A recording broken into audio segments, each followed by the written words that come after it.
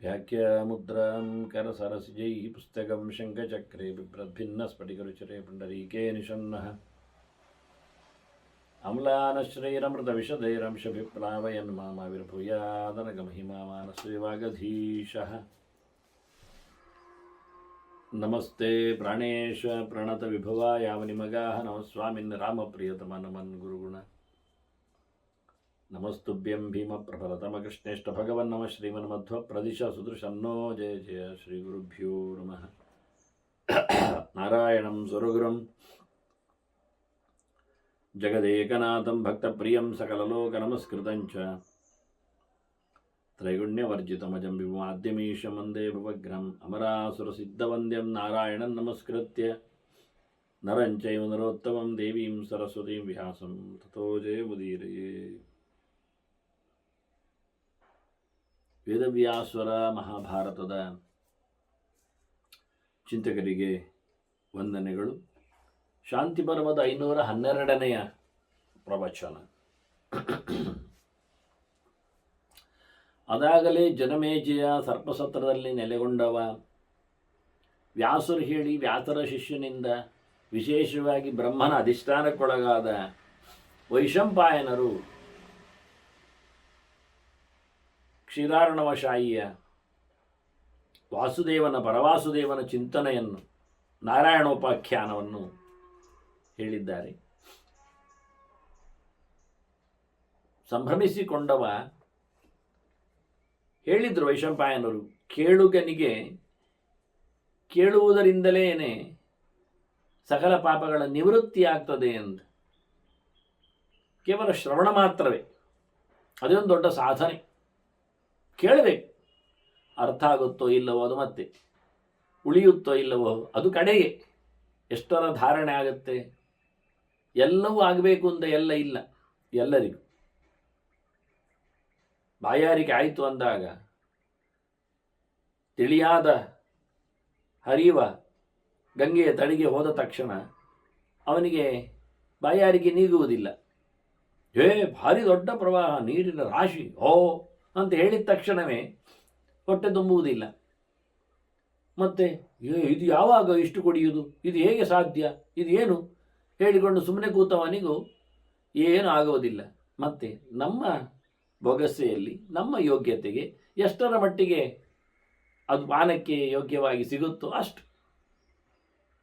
ಎಲ್ಲ ಹಾಗೆ ತಿಳಿಯ ಕೊಳದಲ್ಲಿ ನಮ್ಮ ಹೊಟ್ಟೆಗೆ ನಮ್ಮ ತೃಷೆಗೆ ಎಷ್ಟು ಬೇಕೋ ಅಷ್ಟು ಪಡೀಲಿಕ್ಕಾಗತ್ತೆ ಹೊರತು ಪೂರ ಅಲ್ಲ. ಅದರಿಂದ ಶಾಸ್ತ್ರ ಅಪರಂಪಾರವಾದದ್ದು.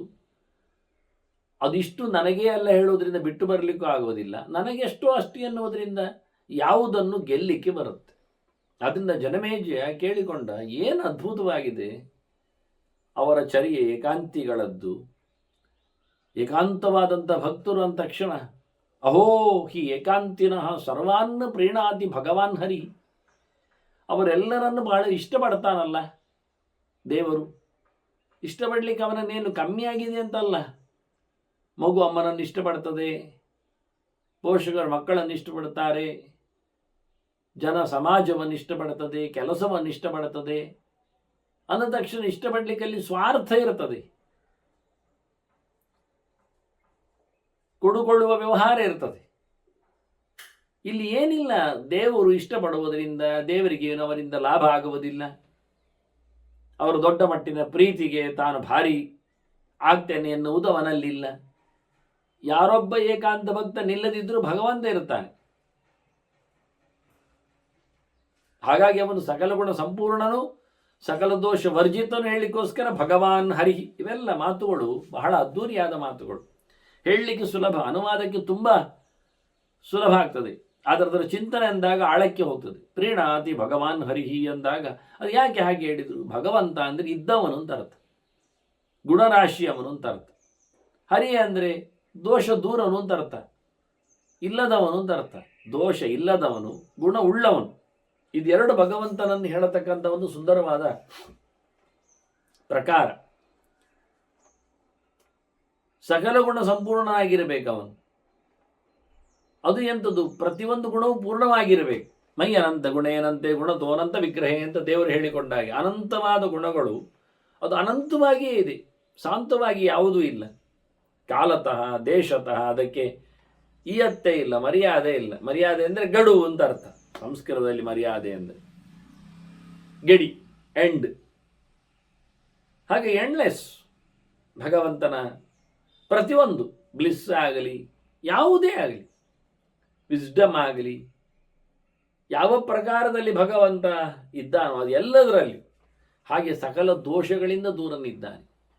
ಎಂದೆಂದಿಗೂ ಮುಕ್ತರು ದೋಷ ದೂರರಾಗ್ತಾರೆ, ಆಗಿದ್ದರಲ್ಲ ಅವರು. ಹಾಗೆ ನಿರಂತರವಾಗಿ ದೋಷದಿಂದ ದೂರನಾಗಿ ನಿಂತವ ಭಗವಂತ ಇನ್ನೊಬ್ಬರ ದೋಷವನ್ನು ಪರಿಹಾರ ಮಾಡುತ್ತಾನೆ, ಇನ್ನೊಬ್ಬರಿಗೆ ಗುಣವನ್ನು ಕೊಡುತ್ತಾನೆ ಅನ್ನುವ ಅರ್ಥಗಳಲ್ಲಿ ಭಗವಂತ ಏಕಾಂತ ಭಕ್ತರಿಗೆ ಭಾರಿ ಅಚ್ಚುಮೆಚ್ಚಿನವ. ಅವರು ಮಾಡಿದ ಪೂಜೆಯನ್ನು ಭಾರಿ ತಗೊಳ್ಳುತ್ತಾನೆ ಅಂತ ಜನವೇ ಹೇಳ್ತಾರೆ. ವಿಧಿ ಪ್ರಯುಕ್ತ ಪೂಜಾಂಚ ಗೃಹ್ಣಾತಿ ಶಿರಸ ಸ್ವಯಂ. ತಾನೇ ಹತ್ತಿರದಲ್ಲಿ ನಿಂತು ಅವರಿಗೆ ತೋರಿ, ಅಲ್ಲಿ ಹೋದವರಿಗೆ ಕಾಣುತ್ತಾ ಇಲ್ಲ ನೋಡಿ, ಅಲ್ಲಿದ್ದವರು ಕಂಡು ಬ್ಯೂಟಿ ಮಾಡಿಬಿಟ್ರು. ಏನು ವೈಭವ! ಆ ಏಕತ ತ್ರಿತ ದ್ವಿತ ಎಲ್ಲ ಹೋಗುವಾಗ ಹೋಗ್ಲಿಕ್ಕೆ ಬಂತವರಿಗೆ ಸ್ವರ ಕೇಳುತ್ತದೆ, ಅಲ್ಲಿ ಪೂಜೆಯ ಗಡಿಬಿಡಿ ಅರ್ಥ ಆಗ್ತಾ ಉಂಟವರಿಗೆ.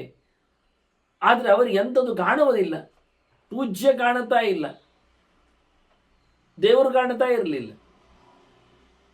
ಹಾಗೆ ಎಷ್ಟು ಅದ್ಭುತ ಅಂತಾನೆ.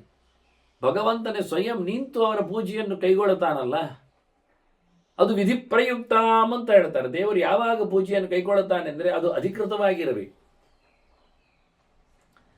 ನಮಗೇನು ಗೊತ್ತುಂಟೆ, ಈಗ ಇಷ್ಟ ಬಂದಾಗಿ ಮಾಡಬಹುದು ಅಂತ.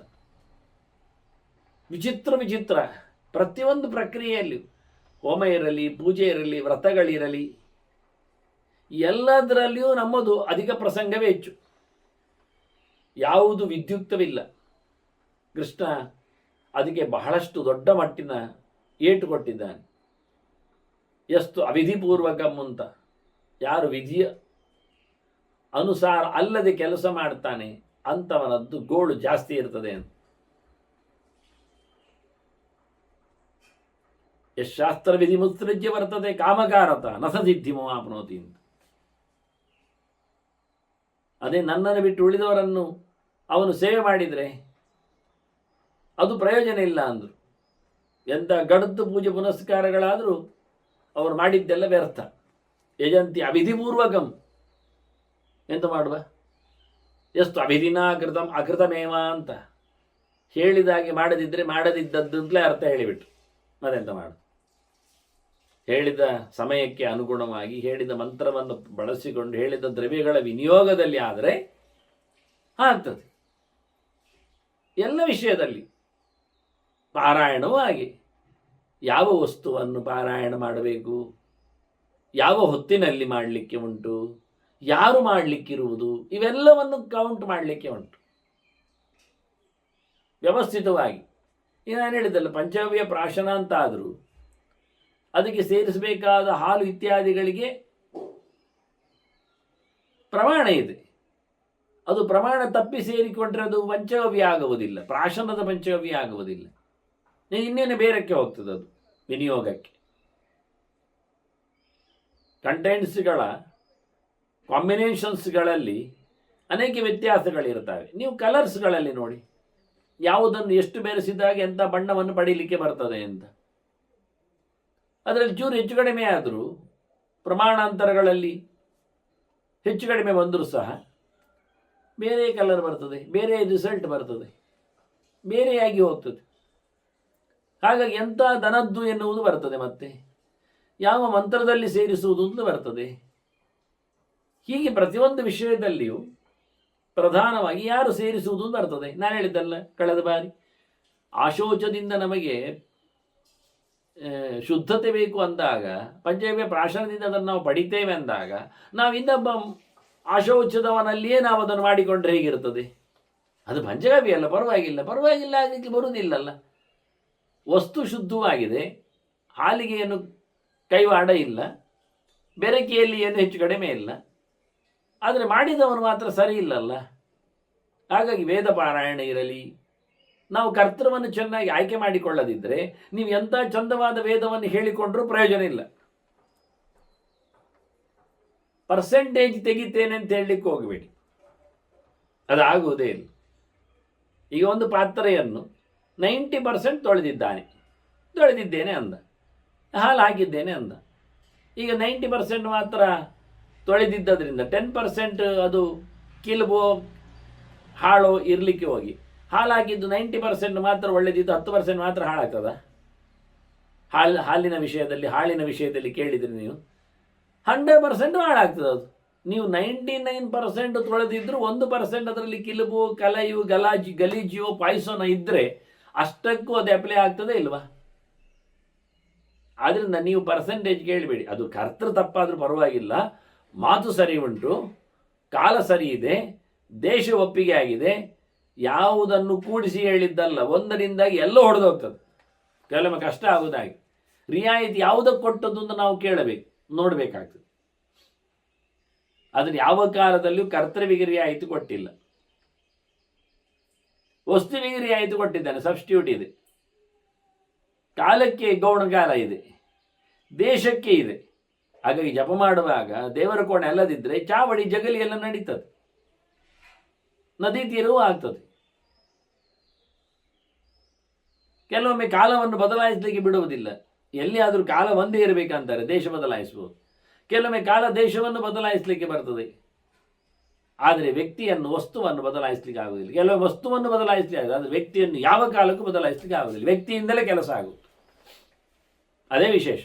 ನಾವು ರೋಗಿ ಇದ್ದೇವೆ ಅಂದಾಗ ವೈದ್ಯರ ಬಳಿಗೆ ಹೋಗಬೇಕು ಹೊರತು, ರೋಗ ಇದೆ ನನಗೆ, ನಾನಾದ್ರಿಂದ ಇವರ ಬಳಿಗೆ ಹೋಗಿದ್ದೇನೆ, ಹೂವಾಡಿಗರ ಹತ್ತಿರ ಹೋಗಿದ್ದೇನೆ, ಹೂ ಕಟ್ಟುವವರಲ್ಲಿ ಹೋಗಿದ್ದೇನೆ. ಹೂ ಕಟ್ಟುವವರಿಗೂ ನಮ್ಮ ರೋಗಕ್ಕೆ ಏನು ಸಂಬಂಧ? ಅವ್ರು ಒಳ್ಳೆ ಹೂ ಕಟ್ತಾರೆ, ಇರಲಿ, ಏನಾಯ್ತು ಒಳ್ಳೆ ಹೂ ಕಟ್ಟರೆ. ನಾವು ಹೋಗಬೇಕಾದ್ದು ವೈದ್ಯರ ಬಳಿ ಅಲ್ವಾ? ಹೂವಾಡಿಗರ ಕೈಯಲ್ಲಿ ಹೋದ್ರೆ ಕೆಲಸ ಆಗೋದಿಲ್ಲ. ರಜಕನ ಕೈಗೆ ಹೋದರೆ ರೋಗಿ ಇದ್ದಾನೆ, ನಾನು ಬಟ್ಟೆ ಒಗೆಯೋನ ಹತ್ರ ಹೋಗಿದ್ದೆ, ಎಲ್ಲಿ ಹೋದ್ರೂ ಕೆಲಸ ಆಗುವುದಿಲ್ಲ. ಅದಕ್ಕೆ ಸಂಬಂಧಪಟ್ಟದ್ದೇ ಆಗಬೇಕು. ಅದರಿಂದ ಕರ್ತೃ ಶಕ್ತಿಯಲ್ಲಿ ವ್ಯವಸ್ಥೆ ಒಂದು ವಿಶೇಷ ಇದೆ ದೇವರದ್ದು, ಅದನ್ನು ಗಮನಿಸಬೇಕು. ಹಾಗಾಗಿ ಇಲ್ಲಿ ವಿಧಿ ಪ್ರಯುಕ್ತ ಅಂತ ಸ್ಪಷ್ಟ ಹೇಳಿದರು.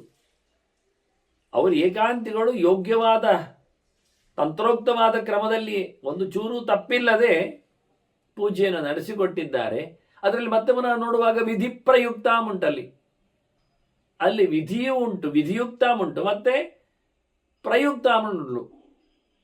ವಿಧಿಯನ್ನು ಉತ್ತಮ ಮಟ್ಟದಲ್ಲಿ ಉಪಯೋಗಿಸಿಕೊಂಡಿದ್ದಾರೆ. ವಿಧಿಯಲ್ಲಿಯೂ ಚೌಕಾಶಿಗಳಿರ್ತವೆ, ಕೆಲವೊಮ್ಮೆ ಪ್ರಯೋಗಗಳಲ್ಲಿಯೂ ಪೂರ್ಣ 100 ಇರುವಾಗ ಒಂದೆರಡು ಅಪ್ಲೈ ಮಾಡಿದ್ರು ಅನುಕೂಲ ಆಗ್ತದೆ ಅಂತ ಹೇಳಿರ್ತಾರೆ.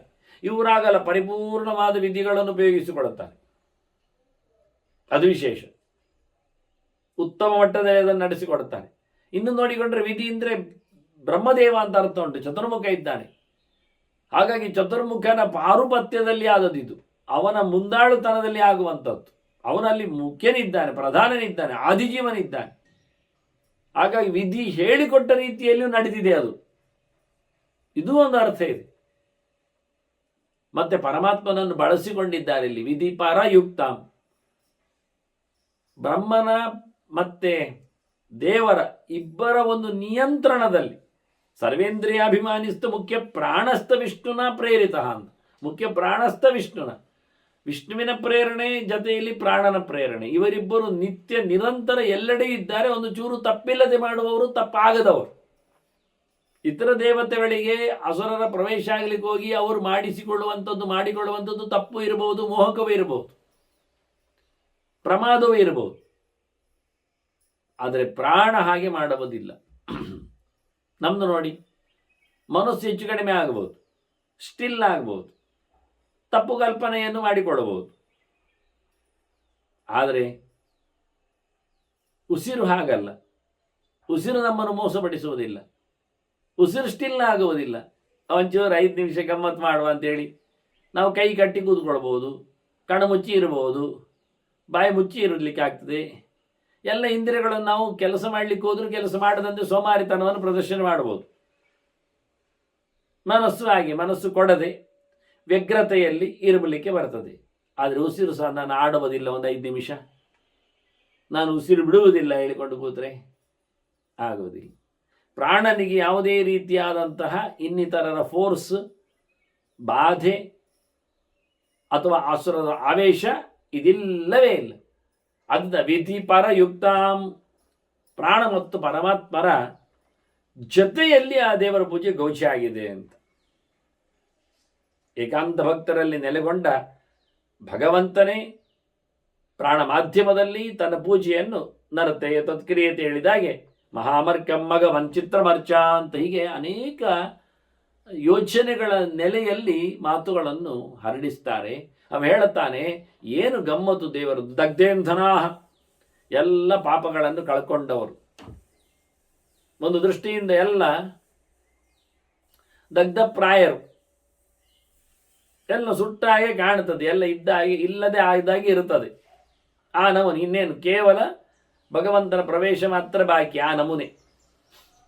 ಆದ್ರಿಂದಲೇ ಅವರು ಗಚ್ಚಂತಿ ಪರಮಂ ಪದಂ, ಭಗವಂತನೆಡೆಗೆ ಹೋಗ್ತಾರೆ, ಸೇರುತ್ತಾರೆ, ನಾರಾಯಣನನ್ನು ಪಡಿತಾರೆ. ಅವರು ಅವರ ಗತಿ ಹೇಗೆ, ಚತುರ್ಥ್ಯಾಂಗತ್ಯಾಂ ಗಚ್ಚಂತಿ, ನಾಲ್ಕನೇ ನಡೆಯವರದ್ದು, ಮೂರಿಲ್ಲ. ಅಗತ್ವ ಗತಯಸ್ತಿಸ್ರಹ, ಮೂರು ದಾರಿ ಅವರು ಬಿಟ್ಟಿದ್ದಾರೆ. ಧರ್ಮದ, ಕಾಮದ, ಅರ್ಥದ ದಾರಿ ಇಲ್ಲ. ಮತ್ತು ಇದು ಮೋಕ್ಷದ ದಾರಿ, ಇದು ನಿವೃತ್ತಿ ಧರ್ಮದ ದಾರಿ, ಇದು ಕಾಮನೆ ರಹಿತವಾದ ಕರ್ಮ ಮಾಡಿದ ಕತೆ ಇದು. ಅದಕ್ಕಾಗಿ ಇದಕ್ಕಾಗಿ ಇಲ್ಲವೇ ಇಲ್ಲ, ಯಾವುದಕ್ಕೂ ಅಲ್ಲದ ದೇವರ ಸೇವೆ ಇದು. ಹಾಗಾಗಿ ಅವರ ಗತಿ ನಾಲ್ಕನೆಯ ದಾರಿ, ಮೂರು ದಾರಿಯನ್ನು ಬಿಟ್ಟವರು ಅವರು ಅಂತ. ಅಂಥವರು ಬಹಳ ಸುಂದರವಾಗಿ ಭಗವಂತನ ಚಿಂತನೆಯಲ್ಲಿ ನೆಲೆಗೊಂಡವರಿದ್ದಾರೆ. ಅವರದ್ದು ಅದ್ಭುತವಾದಂತಹ ನೂನಂ ಏಕಾಂತ ಧರ್ಮೋಯಂ ಶ್ರೇಷ್ಠ ನಾರಾಯಣ ಪ್ರಿಯ. ಈ ಅವರ ಧರ್ಮ ಉಂಟಲ್ಲ, ಏಕಾಂತ ಧರ್ಮ ಅಂತ, ಒಂದೇ ದೇವರು ಮಾತ್ರ ಗುರಿ, ಏಕಾಂತ ನಿರ್ಣಯ. ಏಕ ಅಂತ ಮುಖ್ಯನಾದ ಭಗವಂತನಲ್ಲಿ ಏಕೋ ಮುಖ್ಯಾನ್ಯ ಕೇವಲ ಅಂತ, ಪ್ರಧಾನ ಭಗವಂತನೇ ಸರ್ವೋತ್ತಮನೇ, ಏಕಮೇವ ಅದ್ವಿತೀಯಂ, ಅಸಾಧಾರಣೆ ಇದ್ದಾನೆ. ಅವನನ್ನೇ ಮುಖ್ಯವಾಗಿಟ್ಟುಕೊಂಡು, ಗುರಿಯಾಗಿ ಇಟ್ಟುಕೊಂಡು, ಉತ್ತಮ ತುದಿಯಲ್ಲಿರುವ ಭಗವಂತನನ್ನೇ ಅವರು ಆಶ್ರಯಿಸಿ ಮಾಡುವ ಈ ಧರ್ಮ, ಏಕಾಂತ ಧರ್ಮ, ಇದು ಭಾರಿ ಅತ್ಯಂತ ಪ್ರಶಸ್ತವಾದದ್ದು. ಇದು ದೇವರಿಗೆ ತುಂಬ ಅಚ್ಚುಮೆಚ್ಚಿನ ಧರ್ಮ. ಇದರ ಎದುರು ನೋಡಿಕೊಂಡ್ರೆ ಉಳಿದವರ ಧರ್ಮಗಳೆಲ್ಲ ಇದರ ದಾರಿಯಲ್ಲಿ ಬರ್ತಾರಲ್ಲ, ಅದು ಯಾವುದು ಅನಿಸುತ್ತಾನೇ ಇಲ್ಲ. ಸಹೋಪನಿಷದಾನ್ ವೇದಾನ್ ಯೇ ವಿಪ್ರಾಹ ಸಮ್ಯಗಾಸಿತ ಪಠಂತಿ ವಿಧಿಮಾಸ್ತಾಯ.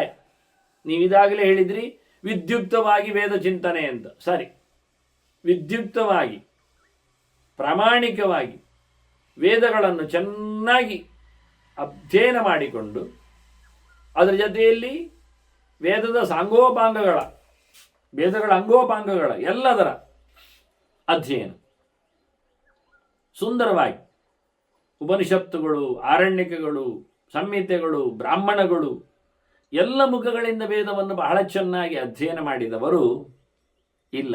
ದೇವರಿಗಿಷ್ಟಿಷ್ಟ ಆಗುವುದಿಲ್ಲ. ಯಜಾಪಿ ಯತಿಧರ್ಮಿಣ, ಬ್ರಹ್ಮಚರ್ಯ ಆಯ್ತಲ್ಲ ಭಗವಂತನ ಚಿಂತನೆಯಲ್ಲಿ, ಸರ್ವವನ್ನು ಪರಿತ್ಯಾಗ ಮಾಡಿ ಸನ್ಯಾಸಿಗಳಾಗಿ ನಿಂತವರು, ಯಾವುದೇ ಲೋಕೋತ್ತರವಾದ ಕರ್ಮಗಳನ್ನೇ ಮಾಡದವರವರು, ಯಜ್ಞ ಯಾಗಗಳೆಡೆಗೆ ಕೈ ಹಾಕದವರು, ಸಮಾಜವನ್ನು ಸುಧಾರಿಸುವ ನೆಲೆಯಲ್ಲಿ ಆತಿಥ್ಯಾದಿ ಧರ್ಮಗಳನ್ನು ನಡೆಸಿಕೊಡದವರು, ಒಂದು ದೃಷ್ಟಿಯಿಂದ ಪ್ರವೃತ್ತಿ ಧರ್ಮವನ್ನು ಹೇಳ್ತಾ ಇನ್ನೊಂದು ಕಡೆ ನಿವೃತ್ತಿ ಧರ್ಮವನ್ನು ಹೇಳ್ತಾರೆ. ಇವರೆಲ್ಲರಿಗಿಂತ ತೇಭ್ಯ ವಿಶಿಷ್ಟಾಂ ಜಾನಾಮಿ ಗತಿ ಮೇಕಾಂತಿನಾಂ ನೃಣಾಂ, ಇವರೆಲ್ಲರಿಗಿಂತಲೂ ಮಿಗಿಲಾದಂತಹ ಒಂದು ಕ್ರಮ, ಗತಿ, ಅದು ಏಕಾಂತ ಭಕ್ತರದ್ದು. ಅದು ಅತ್ಯಂತ ಪ್ರಶಸ್ತವಾದದ್ದು. ಇವರಿಬ್ಬರ ಎದುರು ಅದು ಅಲ್ಲ, ಅತ್ಯಂತ ವಿಶಿಷ್ಟವಾಗಿದೆ. ಹಾಗಾಗಿ ಈ ಧರ್ಮವನ್ನು ಹೇಳಿಕೊಟ್ಟದ್ದು ಯಾರು? ಕೇನೇಶ ಧರ್ಮ ಕಥಿತ, ಇದು ದೇವರೇ ಹೇಳಿದ್ರ, ದೇವತೆಗಳು ಹೇಳಿದ್ರ ಯಾರಾದರೂ, ಅಥವಾ ಋಷಿಗಳು ಇದನ್ನು ಇಂಪ್ಲಿಮೆಂಟ್ ಮಾಡಿದ್ದ? ಯಾವ ಋಷಿ ಅದು, ಯಾವ ದೇವರು, ಯಾವ ದೇವತೆ ಇದನ್ನು ತಂದದ್ದು? ಕಾಚರ್ಯ, ಇದರ ಕ್ರಮ ಎಂಥದ್ದು, ಇದು ಹೇಗೆ ಆಚರಣೆಗೆ ಪ್ರಯೋಗದ ಕ್ರಮ? ಕದಾ ಉತ್ಪಾದಿತ, ಇದನ್ನು ಯಾವಾಗ ಇಂಪ್ಲಿಮೆಂಟ್ ಮಾಡಿದ್ದು, ಯಾವಾಗ ಇದನ್ನು ಇಂಟ್ರೊಡ್ಯೂಸ್ ಮಾಡಿದ್ದು, ಯಾವಾಗ ಇದರದ್ದು ಹುಟ್ಟು ಬೆಳವಣಿಗೆ ಎಲ್ಲ ಅದು ಹೇಗೆ? ನಮಗೊಂದು ಹೇಳಬೇಕು ನೀವು ಅಂತ. ಜನಮೇಜಯ ಇಷ್ಟು ಅಲ್ಲಿಯ ವಿಷಯಗಳ ಬಗ್ಗೆ ತಾನು ಚಿಂತನೆ ಮಾಡಿದ್ದನ್ನು ಸಂಗ್ರಹಿಸಿ ಅದರ ಬಗ್ಗೆ ತಾನು ಕೇಳಿದ್ದಾನೆ. ಅದಕ್ಕೆ ವೈಶಂಪಾಯನರು ಉತ್ತರ ಕೊಡುತ್ತಾರೆ. ಒಳ್ಳೆಯ ಪ್ರಶ್ನೆ, ಒಳ್ಳೆಯದಿದೆ, ತುಂಬ ಸವಾಲು ಇದೆ. ಗಹನೋ ಹ್ಯೇಷ ಧರ್ಮೋ ವೈ ದುರ್ವಿಜ್ಞೇಯ ಅಕೃತಾತ್ಮಭಿ. ಇದು ಸುಲಭ ಇಲ್ಲ ಈ ಕೆಲಸ, ಈ ಧರ್ಮ. ಇದು ತಿಳಿಲಿಕ್ಕೂ ಭಾರಿ ಕಷ್ಟ. ಪ್ರಯತ್ನ ಇಲ್ಲದವರಿಗಂತೂ ಎಂಥದೂ ಆಗುವುದಿಲ್ಲ. ಅದು ಸತ್ಯ ಅಲ್ವ? ಒಂದು ಕಡಬು ಅಂತ ಒಂದುಂಟು, ಎಲೆಯಲ್ಲಿ ಮಾಡುತ್ತಾರೆ ಅದನ್ನು. ಅದು ಒಂದು ಲೋಟದಲ್ಲಿ, ಎಲೆಯ ಲೋಟದಲ್ಲಿ ಮಾಡಿಕೊಡುತ್ತಾರೆ. ಮಾಡಲಿಕ್ಕೆ ಕಷ್ಟ ಇದೆ. ಹಿಂದಿನ ಕಾಲದ ನೀವು ಉದ್ದನ್ನು ಯೋಚನೆ ಮಾಡಿಕೊಳ್ಳಿ, ಅದರ ಕಡಬು ಅಂತ. ಇವತ್ತಿನ ಕಥೆ ಅಲ್ಲ. ಗದ್ದೆಗೆ ಹೋಗಿ ಬಳ್ಳಿಯನ್ನು ಹರಿದು ತರಬೇಕು. ಆವತ್ತು ಉದ್ದು ತರುವುದು ಅಂದರೆ ಎಲ್ಲಿಯೋ ಗದ್ದೆಯಲ್ಲಿ, ಯಾರದೋ ಗದ್ದೆಯಲ್ಲಿ ಎಲ್ಲ ಇರ್ತದೆ. ಉದ್ದು ಹರಿದಾಗ ಅವರು ಹೇಳುತ್ತಾರೆ, ಮತ್ತೆ ತಂದು ಕೊಡುತ್ತಾರೆ. ಆ ಬಳ್ಳಿಯನ್ನು ಹರಿದು ತಂದ ಬಳಿಕ ಅದನ್ನು ಮಂಚದ ಮೇಲೆ ಹಾಕಿ ಅದರ ಕೋಲಲ್ಲಿ ಬಡಿದು ಅದರ ಕಾಳುಗಳನ್ನು ಪ್ರತ್ಯೇಕಗೊಳಿಸಬೇಕು. ಅದರಲ್ಲಿ ಕೋಡಲ್ಲಿ ಕಾಳುಗಳಿರ್ತವೆ, ಕಪ್ಪು ಕಾಳುಗಳು. ಆ ಕೋಡಿನಿಂದ ಕಾಳುಗಳನ್ನು ತೆಗೆದ ನಂತರ ಕಾಳುಗಳನ್ನು ನೆನೆಸಿಕೊಳ್ಳುವ ಮೊದಲು ಕಾಳನ್ನು ಚೆನ್ನಾಗಿ ಒಣಗಿಸಿಕೊಳ್ಳಬೇಕು. ಅದು ಒಳ್ಳೆ ರೀತಿಯಿಂದ ಸಿಪ್ಪೆ ಸುಲಿದು ಬರಬೇಕಾದ್ರೆ ಚೆನ್ನಾಗಿ ಎಣ್ಣೆ ಹಚ್ಚಬೇಕು. ಎಣ್ಣೆ ಹಚ್ಚಿಸಿಕೊಂಡ ಕಾಳುಗಳು ಬಿಸಿಲಲ್ಲಿ ಹರಡಿ ನಿಂತಾಗ ಪಳಪ್ಪಳ ಹೊಳಿತದೆ. ಒಂದೊಂದು ಕಾಳಿನಲ್ಲಿ ಒಂದೊಂದು ಸೂರ್ಯನನ್ನು ನೋಡಲಿಕ್ಕೆ ಬರ್ತದೆ. ಅಲ್ಲಿಂದ ಅದನ್ನು ಮತ್ತೆ ಬೇಕಾದಾಗ ನೀರಿನಲ್ಲಿ ನೆನೆಸಿಟ್ಟು ಬೇಕಾದಷ್ಟು ಬಹಳ ಸಮಯದ ನಂತರ ನೀರಿನಲ್ಲಿ 2-4 ಗಂಟೆ ನೆನೆದಾಗ ಅದು ತನ್ನ ಸಿಪ್ಪೆಯನ್ನು ಬಿಡ್ಕೊಡ್ಲಿಕ್ಕೆ ಇಷ್ಟಪಡ್ತದೆ. ಅದು ನೀರಿನಲ್ಲಿ ಬೆಳೀತದೆ, ಬದಲ್ತದೆ, ನೆನೀತದೆ. ಆಗ ಅದನ್ನು ಕೈಯಲ್ಲಿ ಹಿಚಿಕಿದಾಗ ತನ್ನಷ್ಟಕ್ಕೆ ಸಿಪ್ಪೆ ಹೋಗ್ತದೆ. ನಾವು ಆಲ್ರೆಡಿ ಅದಕ್ಕೆ ಎಣ್ಣೆ ಹಚ್ಚಿದ್ರಿಂದ ಅದು ಬಿಟ್ಟುಕೊಡುತ್ತದೆ. ಎಣ್ಣೆ ಮೇಲಕ್ಕೆ ಹಚ್ಚಿದ್ರು ಬಿಸಿಲೇ ಬೇಗೆಯಲ್ಲಿ ಅದು ಒಳಗೆ ಎಳೆದಿದೆ. ಅದಕ್ಕೆ ನಾವು ಮಾಡಿದ್ದು ಆ ಟೆಕ್ನಿಕ್. ಭಾಳ ಚೆನ್ನಾಗಿ 2 ಕೈಯಲ್ಲಿಗೆ ತಿಕ್ಕಿಕೊಂಡ್ರೆ ಉದ್ದು ಸಿಪ್ಪೆಯನ್ನು ತೆಗಿತದೆ. ಗಟ್ಟಿ ತಿಕ್ಕಲಿಕ್ಕೆ ಹೋಗಬಾರ್ದು, ಗಟ್ಟಿ ಜಿಗಿದ್ರೆ ಉದ್ದು ಕಾಳು 2 ತುಂಡಾಗ್ತದೆ. ಅದು ಸಮಸ್ಯೆ ಏನಿಲ್ಲ ಬಿಡಿ. ಮತ್ತು ಅಲ್ಲಿಗೆ ಕಾಳುಗಳು ಅಡಿ ನಿಲ್ತವೆ, ಸಿಪ್ಪೆಗಳು ಮೇಲೆ ತೇಲ್ತವೆ. ನೀರಿನಲ್ಲಿ ಸಿಪ್ಪೆಯನ್ನು ತೇಲಿಸಿಕೊಂಡು ನೆಲಕ್ಕೆ ಬಸಿಬೇಕು, ಚೆಲ್ಲಬೇಕು. ಖಾಲಿ ಕಾಳು ಮಾತ್ರ ಸಿಗ್ತದೆ. ಅದನ್ನು ಚೆನ್ನಾಗಿ ರುಬ್ಬಿ ಹದ ಮಾಡಿ ಅದನ್ನು ಮರುದಿನಕ್ಕೆ ಉಪಯೋಗಿಸಿಕೊಂಡಾಗ, ಅಥವಾ ಬೆಳಿಗ್ಗೆಯಿಂದ ಸಂಜೆಗೆ, ಅದನ್ನು ಹಬ್ಬದಲ್ಲಿ ಎಲ್ಲ ಸಂಜೆಗೆ ಉಪಯೋಗಿಸುವುದು. ಸಂಜೆಗೆ ಉಪಯೋಗಿಸಿಕೊಂಡ ಅದಕ್ಕೆ ಬೇಕಾದಷ್ಟು ಅದೇ ರೀತಿಯಲ್ಲಿ ಅಕ್ಕಿಯನ್ನು ಹಾಗೆ ನೆನೆಸಿಟ್ಟು ಕಡಿಬೇಕು. ಅಕ್ಕಿ ಸಹ ಭತ್ತವನ್ನು ಗದ್ದೆಯಿಂದ ತಂದು ಮಂಚಕ್ಕೆ ಬಡಿದು ಕಾಳು ತೆಗೆದು ಅದನ್ನು ಸಹ ಉಪಯೋಗಿಸಲಿಕ್ಕೆ. ಅದು ಎರಡನ್ನು ಹಿಂದಿನ ಕಾಲದಲ್ಲಿ 1:3 ಕ್ರಮ ಹಾಗೆ. ಮತ್ತು ರೀಸೆಂಟ್ಲಿ ಅರ್ಧಕ್ಕರ್ಧ ಮಾಡ್ತಾರೆ, ಸಮವಾಗಿ ಕಡೆದಿಟ್ಟು ಸೇರಿಸಿಕೊಂಡು ಕೇದಗೆ ಹೂ ಬರುವುದು ತುದಿಯಲ್ಲಿ.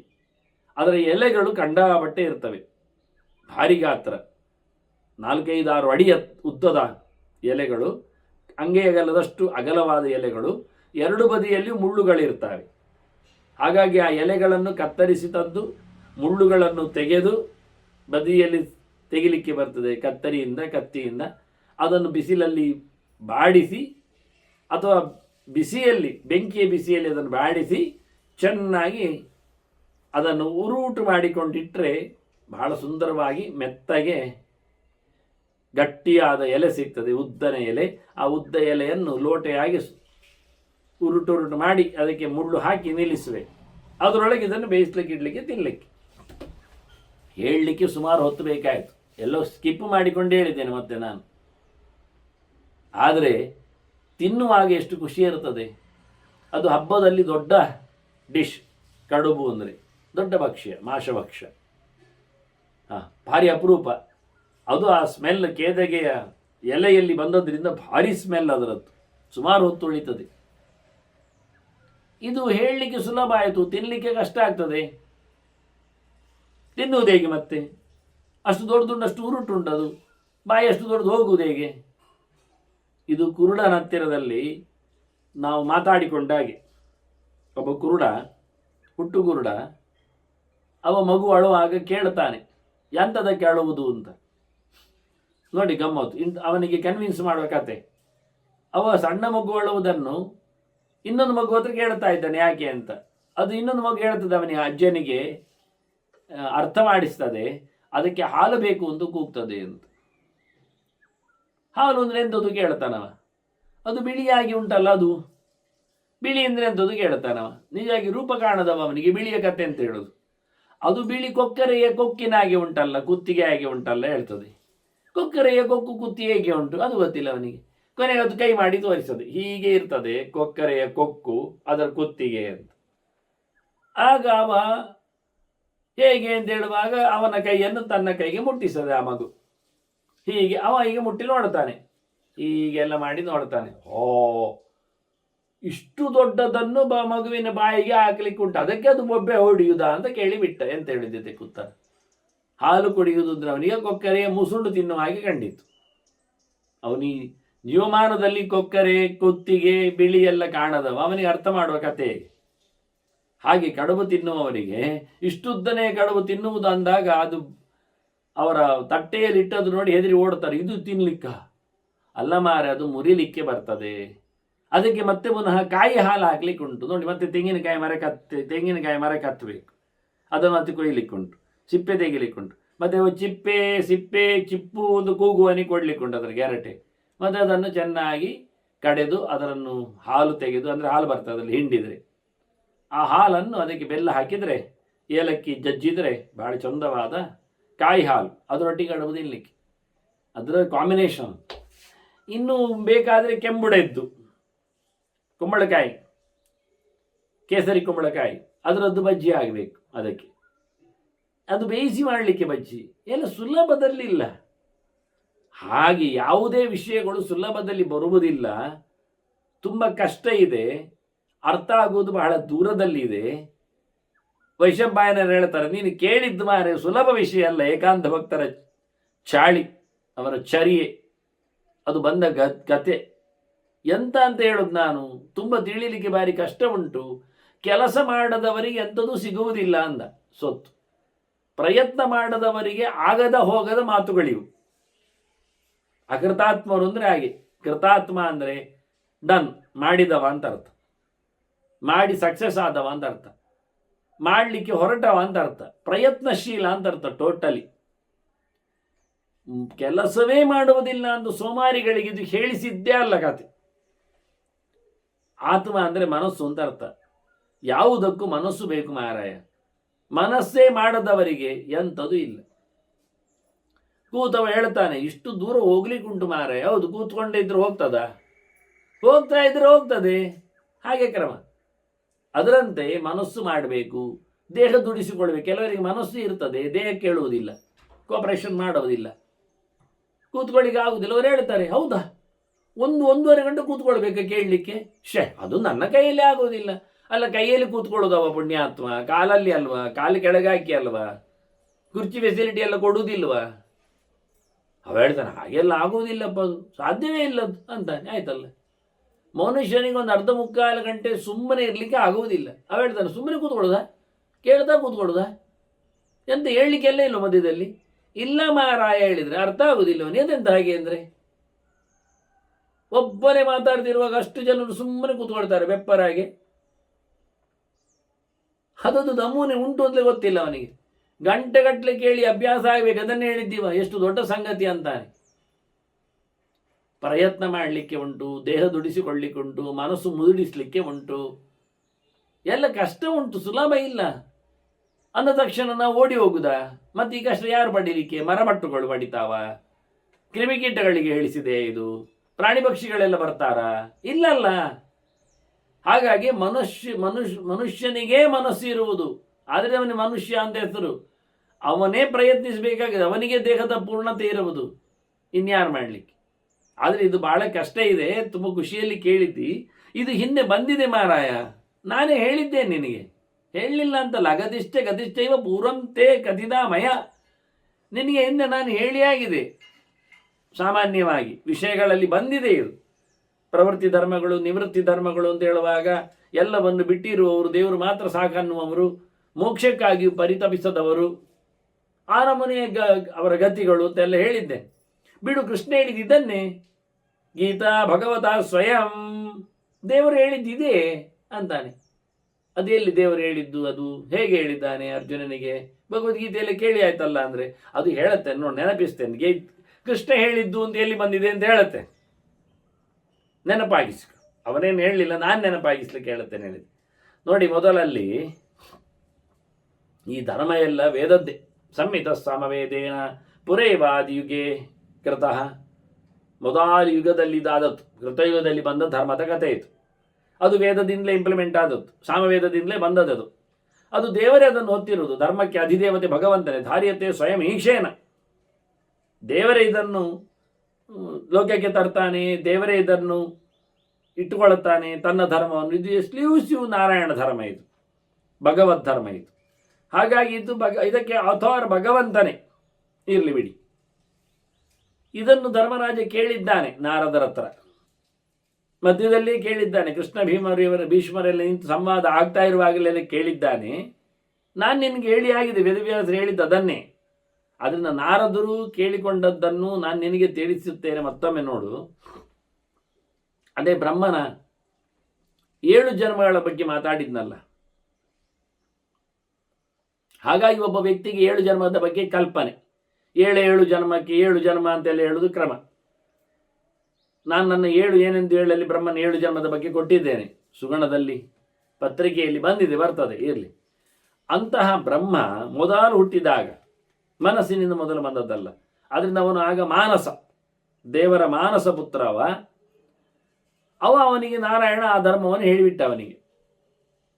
ತೇನ ಧರ್ಮೇಣ ಕೃತವಾನ್ ದೈವಂ ಪಿತ್ರೆಂಚ. ಹಾಗಾಗಿ ಆ ಧರ್ಮ ಪ್ರಕಾರದಲ್ಲಿಯೇ ಚತುರ್ಮುಖ ದೇವಾರಾಧನೆಯನ್ನು, ಪಿತ್ರಾರಾಧನೆಯನ್ನು ಎಲ್ಲ ನಡೆಸಿಕೊಟ್ಟ. ಹಾಗಾಗಿದೆ ಅದು. ಅಲ್ಲಿಂದ ಅವನು ಪೇನಪಾಹ ಋಷೇಶ್ಚೈವ ತನ್ ಪ್ರತಿವೇದಿರೇ. ಮುಂದೆ ಅವನು ಪೇನಪರಿಗೆ ಕೊಟ್ಟ, ಋಷಿಗಳಿಗೆ. ಪೇನಪರು ಅಂದರೆ ಪೇನಪಾಹ, ವತ್ಸಪೇನಪಾಹ ಅಂತ ಅದೊಂದು ಪಂಗಡ, ಆ ನಮನೆ ಬದುಕುವ ಜನ. ಅದು ಋಷಿಗಳು. ಹೇಗಿರ್ತಾರೆ ಕೇಳಿದರೆ, ಅವರು ಹಾಲು ಕುಡಿತಾರೆ. ಆಗ್ಬೋದು, ಖುಷಿ ಉಂಟು. ಹಾಲು ಮಾತ್ರ ಕುಡಿತಾರೆ, ಅದು ಖುಷಿಯೇ ಅಲ್ಲ. ಹಾಲು ಕುಡಿಯುವುದು ಹೇಗೆ ಕೇಳಿದರೆ, ದನ ಹಾಲು ಕುಡಿತದಲ್ಲ, ಕರು. ದನದ ಹಾಲನ್ನು ಕರು ಕುಡಿತದೆ. ಕರು ಕುಡಿದಾಗ ಕರುವಿನ ಬಾಯಿಯಲ್ಲಿ ಎಲ್ಲ, ಬದಿಯಲ್ಲಿ ಎಲ್ಲ ನೊರೆ ಇರ್ತದೆ, ಹಾಲಿನದ್ದು ಬೂರುಗು. ಅದನ್ನು ಇವರು ನಕ್ಕುದಷ್ಟೇ, ಪಡೆಯುವುದಷ್ಟೇ, ಅದನ್ನು ತಿನ್ನುದವರು. ಇದರಲ್ಲೇ ಬದುಕು ಇಷ್ಟೇ. ವತ್ಸ ಪೇನಪಾಹ ಅಂತ. ಪೇನಪಾಹ, ವತ್ಸ ಪೇನಪಾಹ. ಪೇನಪರು ಅಂದರೆ, ಪೇನ ಅಂದರೆ ಬುರುಗು, ನೊರೆ ಅಂತ ಅರ್ಥ. ಅದನ್ನು ಕುಡಿಯುವವರು. ಎಲ್ಲಿ ಉಂಟು ಆ ನೊರೆ? ಅದು ಕರುವಿನ ಬಾಯಿಗೆ ಸಿಗ್ತದೆ.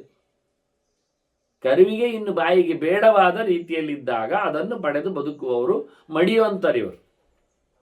ಕರು ಬಾಯಿ ಹಾಕಿದ್ದು ಮಾತ್ರ ಶುದ್ಧ ಹಾಲು. ಕರು ಬಾಯಿ ಹಾಕದಿದ್ದರೆ ಹಾಲು ಶುದ್ಧ ಅಲ್ಲ. ನೀನು ಬೈಬೇಡಿ ಮತ್ತೆ ನನಗೆ. ದನವನ್ನೀಗ ಸಾಕುವವರು ಕರುವನ್ನು ಬಿಟ್ಟಿರ್ತಾರೆ. ದನವನ್ನು ಮಾತ್ರ ಸಾಕಿ ದನವನ್ನು ಮಾತ್ರ ಕರೀತಾರೆ. ಅದು ಕೆಲವೊಮ್ಮೆ ಮೆಷಿನಲ್ಲಿ. ಹಾಗಾಗಿ ದನದ ಹಾಲು ಅದು ಸತ್ಯ, ಆದರೆ ಕರು ಕುಡಿದು ಬಂದದ್ದಲ್ಲ. ಒಂದು ಸರ್ತಿ ಕೆಚ್ಚಲುವಲ್ಲಿ ಕರುವನ್ನು ಬಿಡಬೇಕು ದನಕ್ಕೆ ಹಾಲು ಕುಡಿಲಿಕ್ಕೆ. ಆಗ ಅದು ಹಾಲು ಕೊಡ್ತದೆ ಕರುವಿಗೆ. ಕೊನೆಗೆ ಹಾಲನ್ನು ಅದಕ್ಕೆ ನಿಜವಾಗಿ ನಾವು ಕರಿಬೇಕಾದೆಲ್ಲ ಲೆಕ್ಕ ಉಂಟು. ಸಣ್ಣ ಕರು ಇದ್ದಾಗ ಒಂದೇ ಕೆಚ್ಚಲಲ್ಲಿ ಕರಿಲಿಕ್ಕೆ, ಕರು ಬೆಳೆದ ನಂತರ 2 ಕೆಚ್ಚಲಲ್ಲಿ ಕರಿಲಿಕ್ಕೆ, ಮತ್ತೆ 2 ಕರುವಿಗೆ ಲೆಕ್ಕ. ಅದನ್ನ ಕರುವಿನ ಕೆಚ್ಚಲಲ್ಲಿ ಹಾಲು ಬರುವುದು ಬೇರೆ, ದನದ ಕೆಚ್ಚಲು ನಮಗೆ ಕೊಡುವ ಹಾಲು ಬೇರೆ, ಎಲ್ಲ ಬೇರೆ ಬೇರೆ. ದನಕ್ಕೆ ಗೊತ್ತಿರ್ತದೆ, ಅಭ್ಯಾಸ ಇದ್ದವರಿಗೆ ಗೊತ್ತದು ಅಷ್ಟೇ. 4 ಕೆಚ್ಚಲುಗಳಲ್ಲಿ ದನಕ್ಕೆ, ಅದು ಕರುವಿಗೋಸ್ಕರ ಹೇಗೆ ಸುರಿಸ್ತದೆ, ಮನುಷ್ಯರಿಗೆ ಹೇಗೆ ಎನ್ನುವುದೆಲ್ಲ ಅಭ್ಯಾಸ ಆಗಿದೆ ಗೊಲ್ಲರಿಗೆ ಅದು. ಹಾಗಾಗಿ ಕರುವಿಗೆ ಹೆಚ್ಚು, ಜನರಿಗೆ ಕಡಿಮೆ ಅಂತ ಲೆಕ್ಕ. ಕರು ಕುಡಿಯದೆ ಜನ ಕರೀಲಿಕ್ಕಿಲ್ಲ ಅದನ್ನು. ಹಾಗೆ ಇವರು ಕರು ಕುಡಿದ ನಂತರ ಕರು ಕುಡಿದ ಬಾಯಿಯಲ್ಲಿ ಉಳಿದ ಬುರುಗನ್ನು ಹೆಕ್ಕಿಕೊಂಡು ಅದನ್ನು ಒರೆಸಿಕೊಂಡು ಬದುಕಿ ಬಂದವರು ಇವರು. ಅವರು ಮಾಡುವ ಧರ್ಮ ಎಷ್ಟು ದೊಡ್ಡದು ನೋಡಿ. ಅವರಿಗೆ ಹೇಳಿಬಿಟ್ಟೆ, ಹೇಳಿಕೊಟ್ಟ. ಅಲ್ಲಿಂದ ವೈಖಾನಸರು ಪಡೆದು, ವೈಖಾನಸಾಹ ಪೇನಪೇಭ್ಯ ವೈಖಾನಸರು ಅಂದರೆ ಇವರೊಂದು ಪಂಗಡದವರು. ಇವರು ಮೂಲಭಕ್ಷಾಹ, ಇವರು ನೆಲದಡಿಯಲ್ಲಿದ್ದದ್ದನ್ನು ಮಾತ್ರ ತಿನ್ನುವುದು. ಇವರೊಂದು ಭಯಂಕರ. ಮೇಲೆ ಬಂದದ್ದು ಒಂದು ಮುಟ್ಟುವುದಿಲ್ಲ ಇವರು. ಅದು ಮೇಲೆ ಬಂದದ್ದೆಲ್ಲ ಜನರು ನೋಡಿ ಆಗಿದೆ. ಇದು ನಮ್ಮದು ಜನರ ದೃಷ್ಟಿ ತಾಗಿದ್ದನ್ನು ಕೆಲವರು ಉಪಯೋಗಿಸುವುದಿಲ್ಲ. ಹಾಗೆ ಜನರು ಕಂಡು ಬಿಟ್ಟಾಗಿದೆ ಮೇಲಿದ್ದು. ಪ್ರಾಣಿ ಪ್ರಪಂಚ, ಪಕ್ಷಿ ಪ್ರಪಂಚ ಎಲ್ಲ ಮೇಲಿದ್ದು ನುಡಿಯಾಗಿದೆ ಹೇಳಿ ಅಡಿದ್ದು ಮಾತ್ರ ತಿನ್ನುವುದು ಇವರು, ಮುಚ್ಚಿಟ್ಟದ್ದು ತಿನ್ನುವುದು ಇವರು. ಇವರು ಒಂದು ದೃಷ್ಟಿಯಿಂದ ಗೂಢಚಾರವರಿದ್ದಾಗೆ, ಗುಹಾಂತರ್ಗತ ವಾಸಿಗಳಿದ್ದಾಗೆ. ನೆಲದಡಿದ್ದು ಮಾತ್ರ ಇವರಿಗೆ ಬೇಕು. ಮೂಲ ದ್ರವ್ಯವನ್ನು ತಿನ್ನುವವರು ಇವರು. ಇವರು ಮೂಲವಾಸಿಗಳು. ಒಂದು ಲೆಕ್ಕದಲ್ಲಿ ಇವರು ಆದಿಜೀವಿಗಳ ಹಾಗೆ. ಇವರಿಗೆ ಮೂಲ ಅಂದರೆ ಎಲ್ಲದರ ಮೂಲ ಅದು ನೋಡಿ. ನೆಲದ ಅಡಿಯಲ್ಲಿ ಅದು ಎಲ್ಲದರ ಮೂಲ, ಆನಂತರ ಮೇಲೆ ಎಲ್ಲ. ಇದು ಮೂಲ ಅಡಿಯಲ್ಲಿ, ಮೇಲೆ ಮತ್ತೆ ನೀವೆಲ್ಲ ಮೇಲೆ ಮತ್ತೆದು ತಿಂದದ್ದು, ಮೂಲದಲ್ಲಿ ತಿಂದದ್ದು. ಇವರು ಮೂಲ ಭಕ್ಷರಿದ್ದಾರೆ. ಕೆಳಗಿರೋದು ಗೆಡ್ಡೆ ಗೆಣಸು ಮಾತ್ರ ತಿಂದು ಬದುಕುವವರು. ಮತ್ತೇನು ಮುಟ್ಟುವುದಿಲ್ಲ, ಅದೆಲ್ಲ ಮೇಲಕ್ಕೆ ಮೇಲೆ ಬಂದವರಿಗೆ. ಅದು ಮನುಷ್ಯರಿಗಲ್ವಾ ಹಣ್ಣು ಅಂತಾರೆ ಇವರು ಕೇಳಿದರೆ. ಹಣ್ಣು ತಿಂದ್ರೆ ಅದು ಮನುಷ್ಯರಿಗೆ ಮಾರಾಯ ಅಂತ. ಮೇಲಿದ್ದೆಲ್ಲ ಅವರಿಗೆ ದೇವರು ಕೊಟ್ಟದ್ದು ಸೃಷ್ಟಿ. ಆ ನಮೂನೆಯ ಜಾತಿಯ ಜನರಿಗೆ, ಸಾಧಕರಿಗೆ ಪೇನಪರ ಹೇಳಿದರು. ಅಲ್ಲಿಂದ ವೈಖಾನಸರಿಂದ ಸೋಮ ಪಡೆದ ಚಂದ್ರ. ಚಂದ್ರ ನಂತರದಲ್ಲಿ ಅದು ಮರೆತೋಯ್ತು. ತದಸ್ವಂತರ್ಧದೇ ಪುನಃ. ಆ ಧರ್ಮ ಅಲ್ಲಿಗೆ ಕಣ್ಮರೆ ಆಯಿತು. ಮತ್ತೆ ಅವರು ಯಾರಿಗೂ ಪಾಠಕ್ಕೆ ಸಿಗಲಿಲ್ಲ. ಮತ್ತೆ ಯಥಾ ಪ್ರಕಾರ ಎರಡನೇ ಬಾರಿ ಬ್ರಹ್ಮ ಹುಟ್ಟಿದಾಗ ಅವನು ಕಣ್ಣಿನಿಂದ ದೇವರದ್ದು ಹುಟ್ಟಿದ್ದು. ಆಗ ಅವನು ಚಾಕ್ಷುಷ. ಆ ಚಾಕ್ಷುಷನಾದ ಬ್ರಹ್ಮ ಬಂದಾಗ ಮತ್ತೆ ಆ ಸೋಮನಿಂದಲೇ ಅದನ್ನು ಪಡ್ಕೊಂಡ, ರಿವಿಷನ್ ಮಾಡಿದ ಹಾಗೆ, ಅದನ್ನು ಇಂಟ್ರಡ್ಯೂಸ್ ಮಾಡಿಕೊಳ್ಳಿಕ್ಕೆ. ಅಲ್ಲಿಂದ ಅದನ್ನು ಮತ್ತೆ ಅವನು ರುದ್ರಾಯ ಪ್ರದದೋಚ ಸಹ ಅದನ್ನು ರುದ್ರದೇವನಿಗೆ ಕೊಟ್ಟ. ರುದ್ರದೇವರು ಏನು ಮಾಡಿದರು, ಅದನ್ನು ವಾಲಕಿಲ್ಯರಿಗೆ ಕೊಟ್ಟರು. ವಾಲಕಿಲ್ಯರು ಅಂದರೆ ಅವರು ಎಲ್ಲ ತಿಂತಾರೆ. ಅವರಿಗೆ ಮೂಲ ಮಾತ್ರ, ಮತ್ತು ಪತ್ರೆ ಮಾತ್ರ, ಹಣ್ಣು ಮಾತ್ರ, ಕಾಯಿ ಮಾತ್ರ, ಪುಷ್ಪ ಮಾತ್ರ ಲೆಕ್ಕ ಇಲ್ಲ. ಅವರೆಲ್ಲ ತಿನ್ನುವುದೇ. ಎಲ್ಲ ತಿನ್ನುವವರು ವಾಲಕಿಲ್ಯರು. ಅವರಿಗೆ ಕೊಟ್ಟ. ವಾಲಕಿಲ್ಯರು ಅದನ್ನು ಚಿಂತನೆಯಲ್ಲಿ ತಂದಿದ್ರು, ಮತ್ತು ಅದು ಮುಂದೋಗಲಿಲ್ಲ. ಅಂತರ್ಧತೆ ತತ್ವ ಭೂಯ, ಮತ್ತದು ಕಳೆದೋಯ್ತು. ಮತ್ತೆ ಧರ್ಮ ನಿಂತೋಯ್ತು. ಅದೆಂತ ಕಳೆದೋಗುವುದೆಲ್ಲ ಎಂತ ಮಾರಾಯರೆ? ನಿಂತೋಗುವುದು ಅಂದರೆ ಅದು ದೇವರದ್ದೇ ಮಾಯೆ. ತಸ್ಯ ದೇವಸ್ಯ ಮಾಯೆ, ಅದು ದೇವರ ಮಹಿಮೆ, ದೇವರ ಇಚ್ಛೆ. ಮಾಯಾ ಅಂತೂ ವೈನಂ ಜ್ಞಾನಂ ಮಮ ಮಾಯಾ ದುರತ್ಯ. ದೇವರು ಹೇಳ್ತಾನೆ, ನನ್ನ ಇಚ್ಛೆ ಅದು, ನಾನು ಹಾಗೆ ಮಾಡಿದ್ದೇನೆ. ಲೋಕದಲ್ಲಿ ಅದು ಮತ್ತೆ ಬರಲಿಕ್ಕಿಲ್ಲ, ಸಿಗಲಾರಬಾರದು ಅಂತೇಳಿ ಅಲ್ಲಿಗೆ ಸ್ಟಾಪ್, ಮುಂದೋಗಲಿಲ್ಲ. ಮತ್ತೆ ಪುನಃ ಚತುರ್ಮುಖ ಹುಟ್ಟಿದ್ದಾನಲ್ಲ ಮೂರನೇ ರೀತಿಯಲ್ಲಿ, ಬಾಯಿಯಿಂದ ಬಂದವ ವಾಚಿಕ ಬ್ರಹ್ಮ. ವಾಚಿಕ ಬ್ರಹ್ಮ ಬಂದಾಗ ಮತ್ತೆ ಭಗವಂತ ಅದನ್ನು ಕೊಟ್ಟ, ಇಂಟ್ರಡ್ಯೂಸ್ ಮಾಡಿದ. ಯಾರಿಗೆ? ಸುಪರ್ಣ ಎನ್ನತಕ್ಕ ಋಷಿಗೆ ಕೊಟ್ಟ. ಸುಪರ್ಣೋ ನಾಮ ತಪರ್ಷಿ ಪ್ರಾಪ್ತವಾನ್ ಪುರುಷೋತ್ತಮಾತ್. ದೇವರಿಂದಲೇ ಸುಪರ್ಣ ಋಷಿಗೆ ಪಾಠ ಆಯಿತು. ಸುಪರ್ಣ ಋಷಿಯಲ್ಲಿ ಗರುಡ ಎನ್ನುವುದು ಅರ್ಥ ಕಾಣುವುದಿಲ್ಲ. ಆಗ್ಬೋದು, ರುದ್ರಚಿಂತನೆಗೆ ಬಂದದ್ರಿಂದ ಗರುಡನು ಆದೀತು, ಇರಲಿ. ಅವನು ಭಯಂಕರ ತಪಸ್ಸಿನಿಂದ ಪಡೆದದ್ದು ಹೇಳುವುದರಿಂದ ತಪಸಾಚ ಸುತಪ್ತೇನ ದಮೇನ ನಿಯಮೇನ ಚ ಅಂತ ಹೇಳಿ ಭಾರಿ ಭಗವಂತನ ಮೇಲಿನ ಆಸ್ಥೆಯಿಂದ, ಕಟ್ಟುನಿಟ್ಟಾದ ನಿಯಮದಿಂದ, ಇಂದ್ರಿಯ ನಿಗ್ರಹಗಳಿಂದ ಇದನ್ನು ಪಡೆದಿದ್ದಾನೆ. ಅದನ್ನು ಮೂರು ಬಾರಿ ಅಧ್ಯಯನ ಮಾಡಿದ್ದಾನೆ. ಹಾಗಾಗಿ ಇದಕ್ಕೆ ಹೆಸರೇ ಸೌಪರ್ಣ ಅಂತ ಬಂತು. ಈ ಧರ್ಮಕ್ಕೆ ಹೆಸರೇ ಸೌಪರ್ಣ ಅಂತ ಆಯ್ತು. ಒಬ್ಬ ಮಾಡಿದವನ ಹೆಸರಿನಲ್ಲಿ ಚಾಲ್ತಿಗೆ ಬಂತು. ಋಗ್ವೇದ ಪಾಠ ಪಠಿತಂ ವ್ರತಮೇತದ್ದಿ ದುಶ್ಚರಂ. ಇದೀಗ ಋಗ್ವೇದದ ಮೇಲೆ ನಿಂತಿತ್ತು, ಡಿಪೆಂಡ್ಸ್ ಆನ್. ಹಾಗಾಗಿ ಅದ್ಭುತವಾದಂತಹ ವೇದಚರ್ಯೆಯಾಗಿ ಯಾರಿಗೂ ಮಾಡಲು ಅಸಾಧ್ಯವನಿಸಿಕೊಳ್ಳುವ ಕಷ್ಟವಾದಂತಹ ಧರ್ಮವಾಗಿದು ಮೆರೆಯಿತು. ಆ ಸುಪರ್ಣನಿಂದ ವಾಯುವಿಗೆ ಬಂತು. ಧರ್ಮ ಅಂತ ಹೆಸರಿನ ವಾಯು. ಅಂದರೆ ಎರಡು ರೀತಿಯಲ್ಲಿ ವಾಯುವಿನ ರೂಪ ಉಂಟಲ್ಲ, ಧರ್ಮ ಮತ್ತು ಸತ್ಯ ಅಂತ ರೂಪದಲ್ಲಿ. ಧರ್ಮೇಚ ಸತ್ಯೇಚ ರತಃ ಅಂತೇಳಿ ಹೇಳಿಕೊಳ್ಳುವಾಗ ಅವನು ಹೇಳ್ತಾನ, ನಾನು ಹೀಗಿದ್ದೇನೆ ಅಂತ.